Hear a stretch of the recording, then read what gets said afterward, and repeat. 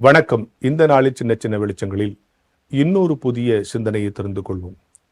India அடிமைப்பட்டிருந்த போது India விடுதலை வேண்டும் என்று ஆசைப்பட்டதில் மகாத்மா காந்திக்கும் சுபாஷ் சந்திர போஸுக்கும் எந்த விதமான மாற்று கருத்தில் ரெண்டு பேருமே இந்தியா சுதந்திரம் அடையணும் விரும்பினாங்க.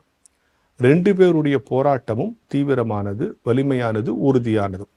ஆனால் ரெண்டு பேருடைய அணுகுமுறைங்கிறது வித்தியாசமானது இல்லையா?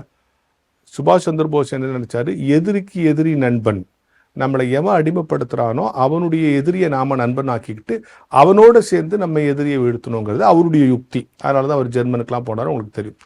ஆனா மகாத்மா காந்தி எதிரிக்கு எதிரி நண்பன்கிற யுக்தியினால எதிரியவே நண்பனாக்கு, உன்னுடைய அஹிம்சையால், உன்னுடைய சகிப்புத்தன்மையால் எதிர்க்கிறவனே நண்பனாக்க வேண்டும் என்பது மகாத்மா காந்தியினுடைய தாட் இல்லையா? இந்த ரெண்டும் ஒத்து போகல.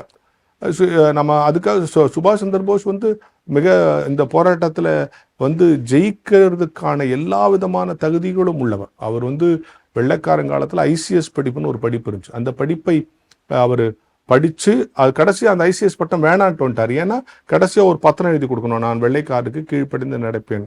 அதனால் இவர் செலக்ட் ஆனாலும் கூட, இவருக்கு ஐசிஎஸ் பட்டத்திற்கு தகுதியானவராக இருந்தாலும் கூட, உங்களுக்கெல்லாம் நான் அடிமையாக இருக்க முடியாது, அப்படிலாம் கையெழுத்துப்பட முடியாதுன்னு வந்துட்டு அதுக்கப்புறம் தேசபக்தர் சித்தரஞ்சன் தாஸ் எழுதின பள்ளிக்கூடத்தில் அவர் வாத்தியாராக போனார்.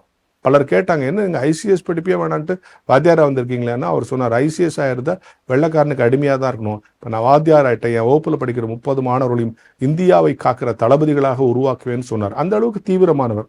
ஆனால் அவருடைய அணுகுமுறை என்பது வேறு, காந்தியினுடைய அணுகுமுறை என்பது வேறு. அவர் எதிரியவே நண்பனாக்கு. இதுதான் ஒரு கன்னத்தில் அடிச்சா மறு கன்னத்தை காட்டுன்னு சொல்றதனுடைய நோக்கம் என்னன்னா, உன்னை எதிர்க்கிறவர்களையும் நண்பராக்கும். அதுதான் உன்னை காலத்துக்கு நிலைக்க வைக்கும். இன்னைக்கு மகாத்மா காந்தி இன்றைக்கும் நினைக்கப்படுவதற்கு காரணம் என்ன?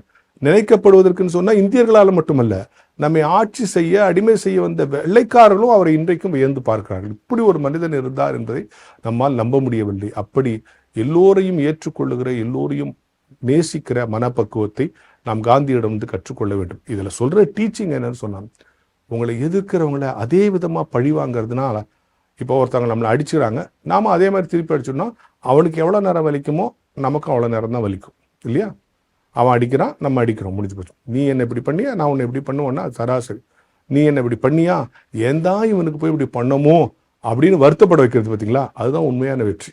இன்றைக்கும் காந்தியை நினைத்து, இந்த காந்தி இருக்கிற தேசத்தையா நாம் அடிமைப்படுத்தி கொடுமைப்படுத்தணும்னு வெள்ளைக்காரன் சில பேர் நினைக்க வச்சாரு பாருங்க.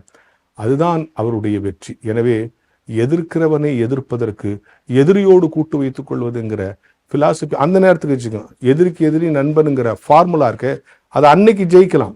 அந்த ரெண்டு எதிரியும் ஒன்னாயிட்டான்னு வச்சுங்க, நம்ம கதியே என்ன ஆகும்? எனவே எப்பொழுதும் பாசிட்டிவான அப்ரோச்சில் சக மனிதனை பகையை வெறுத்து நட்பாக்குகிற முயற்சி தான் என்றைக்கும் ஜெயிப்பதோடு மட்டுமில்லாமல் நிலைக்கும் என்கிற ஞான வெளிச்சத்தோடு இந்த நாளை தொடங்கவும்.